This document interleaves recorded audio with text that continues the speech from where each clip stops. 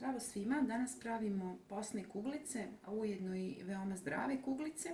Nemate griže savjesti, ne ide šećer u sve to. Također nema ni glutena ako je neko alergičan.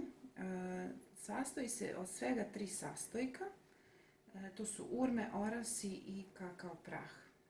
Sad ono što vam treba je jedna puna šaka orasa. Također vam treba otprilike 12 urmi i 2 kašike kakao.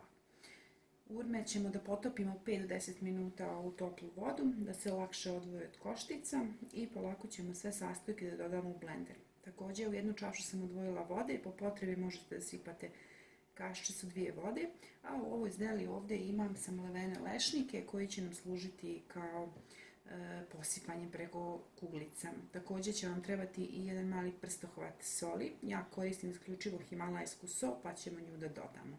Tako da možemo da počnemo.